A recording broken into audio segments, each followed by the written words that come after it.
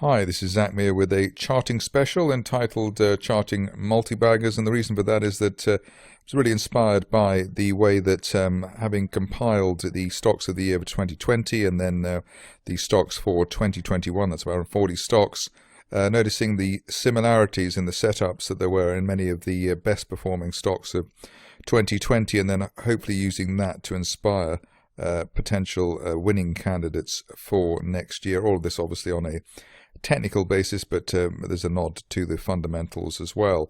As far as Eurasia Mining is concerned, this is, I think, the one of the better illustrations of how a bull run can start. This was obviously a multi-bagger situation from half a penny in the at the end of 2019, the end of last year, up to 40 pence plus at best this year.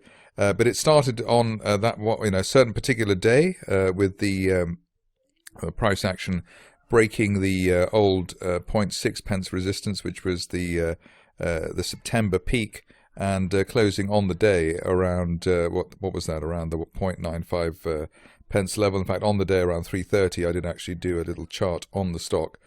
So it was actually visible at the time. It wasn't something that was just a hindsight thing. It was a clear breakout there with that massive wide intraday range from 0.45 to 1.13. So that was a bit of a rather loud starting gun for that particular rally. And what's noticeable after that is that there was not really any retracement at all for the shares. So that if you bought around a penny, let's say, after the push on the 24th of October, there was plenty of upside there. In fact, in the immediate aftermath, the shares went up from 1p to 4 pence. But I think the point of this exercise here is that actually it's saying that once a stock does that off the bottom of the range, then actually it will just it's a multi-bagger situation, a potential multi-bagger situation, in the sense that there's been a large entry into that particular situation, and those buyers are not going to get out. In fact, they're going to keep on adding to their position. Another example of the start of a rally is All Active Asset Capital, which, as you can see there, is up to 16 pence now. But the fund began back in March with the shares breaking the previous resistance. There wasn't much of a chart to look at, but previous resistance there at 0.5. Nice end of day close above 0.5, so closing near the 0.56 level. That was a wide-ranging day of that day, so 0.33 to 0.6 roughly. So that was suggesting there was a change afoot. And even if you missed it on that day, there were plenty of days following that to check out or enter into that position. So 0.6, 0.7, etc. In the immediate aftermath of that long candle or long-range day breakout, the shares, I suppose, immediately went up to around the 1.8 pence level. So you were effectively tripling your money. And obviously they've just kept on going with obviously, the 3 steps forward, 2 steps back type of arrangement. But this has been obviously a very, very strong rally, but started in a similar way to that that we saw at Eurasia as well. Another multi-bagger from last year, which had a similar kind of setup. Here we had the resistance on the chart really around the, I suppose that's around the 7.25 pence level, 7 to 7.25. We had on the 14th of April the long candle day, long range day. That was the starting gun on the move, and even though we tested the 7 pence area support, after that you were never really offside. And following that, within a couple of months, we saw the shares head up to 16 pence quite directly, gapping up as well. And so that long range, wide range candle signaling that a momentum was there to stay and would keep the shares in a rally. The shares are now obviously around 23 pence. So we've had quite a big move. Situation which is more recent, or slightly more recent, is Zoetic. Here you can see that we actually had 2 bites of the cherry. There was firstly a long candle breakout at the beginning of June. That was through the 7p zone, and then in fact if you bought after that, you would never have been uncomfortable, in the sense that the shares tracked sideways after breaking an extended resistance from the middle of March around the 7p level. Then there was a second chance, in fact, a very similar setup with the long candle breakout through the initial June resistance at 10.5p, and obviously after that we went from 10.5 quite directly up to 45p just a couple of months later. But the message here is that once you get a setup like that, it tends to be something which will be followed through on, even if it doesn't happen immediately. We had, as I said, 2 setups here with Zoetic, so pretty impressive stuff in terms of underlying how that long candle through resistance can give you added momentum over the weeks and months that follow. One of the better situations and the simpler situations of the recent past has been Wishbone Gold, and here, in fact, it's not a long candle which has actually done the trick. It's actually a gap through resistance, which is in fact an even stronger technical signal. Gapping through resistance just catches the bears totally off on the hop. In fact, the bulls on the hop as well. Here we had resistance there beginning of July around 1.6p. The shares gapped up from around the 1.4p level to open the following day around 1.6, 1.7. So a massive gap to the upside. And as you can see after that, even if you bought at 1.6, 1.7, even if you bought at 2p, the shares went up pretty directly from 2p, let's say, up to 14p on the subsequent rally that the shares had. And obviously we're still pushing higher. In fact, we've had a long candle breakout through that old resistance at 14.5p from November.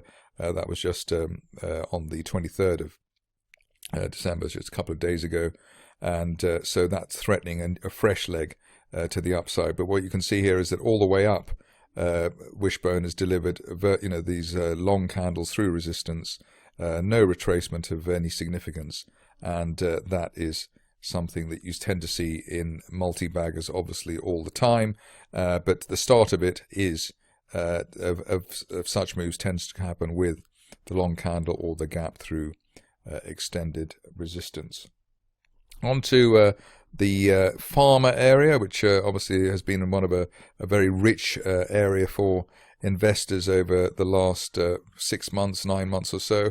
Here we had with Synairgen, similar to Wishbone Gold, a gap through resistance, so 2 to 3 month resistance line there, neckline resistance, and that was around the 8.3p level. So we gapped through that, and even if you bought after the on the day after the gap or the closing of that day, price action there would have got you an entry near to 9.5p, and the shares basically never looked back after that.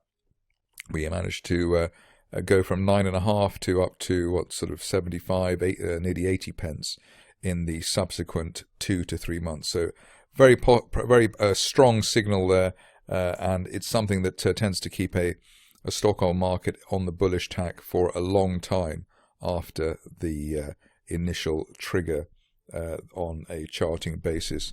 A stock which is currently in focus at the moment, Diagnostics. Here we had the start of the fun with a gap and a long candle through resistance. So the old peak from January was at 16p, managed to close the day after the break around the 19.75p level. So even an entry around 19 of that, around 19.75, 20p after the break and after the gap, you would have still had upside there up to nearly 70p directly over the following 1 to 2 months. So these signals are very, very powerful, as it would seem. One situation which was spotted at the time, which was rather surprising, but spotted at the time, was Supply Me Capital. Here we had the shares going down and down and down from the April peak around 0.3, so we went down to, I think, 0.04 at the lowest. But you can see now, learning from the previous examples, we had a gap towards the neckline resistance and then the long candle. And so even if you bought there around 0.12 or 0.11, you had a move which went quite directly up towards 0.8. So a pretty impressive rally or upside from that over just a few days, less than a week. In fact, this situation was spotted with a slightly different technique, i.e. a falling trend line and a gap through the 20-day moving average, which was then talked about on the bulletin board heroes on the 10th of August, 11th of August, that kind of thing. So two bites of the cherry there, but even if you were late to that game, the break of that neckline resistance around the 0.08 level was a very strong signal for the bulls. Another situation which was worth and is worth looking back at was 7 Digital, largely because tech stocks seem to have a pretty strong bang for their buck in terms of the technical. So in this situation, we had the shares breaking through neckline resistance, which was had been in place since the end of March. So call that around the 0.3 pence level, 0.3 pence the peak at the beginning of July as well. Long candle through towards the neckline resistance, and then obviously one after that. Even with an entry towards 0.38, so missing out on a little bit of the upside there, we had a pretty direct move after that towards 3.5. Well, it's actually more than that. In fact, nearly 5 pence. So call it 0.4 up to 5 pence. 10 bagger in just less than a month there for 7 Digital. So these basing formations very much ones to keep an eye out for, as you can see from the examples that I'm throwing at you.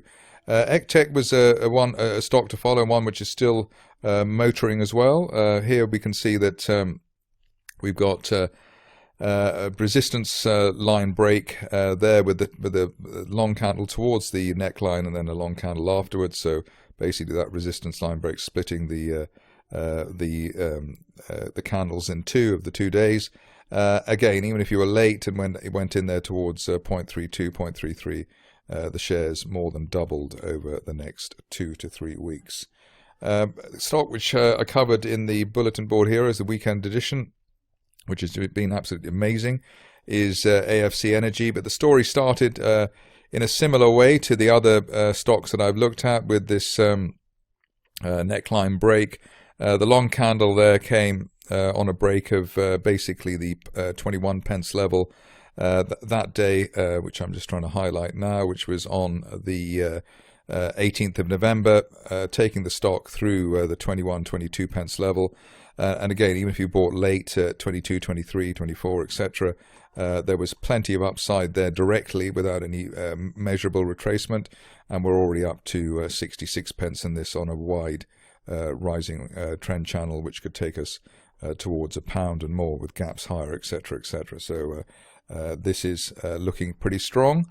On to Powerhouse Energy, which again, just to prove that one is not always dealing in hindsight, and things are also spotted at the time. Here we had a resistance line break around 0.35, which I did highlight in the bulletin board heroes at the time. That also broke the 50-day moving average, and so really from that time on we've been in a bull situation. The slower way, the sort of the horizontal trend line, that was through the 0.5 pence area, and with a little bit of a shuffle around that zone, we then headed higher and we kept on going. But I think the point here is really that once you have these kind of setups, they are only really associated with the strongest of situations, and therefore even if you are late to the party, if you can see a setup like that in the rear view mirror, you can be reasonably sure that the move will keep on going. And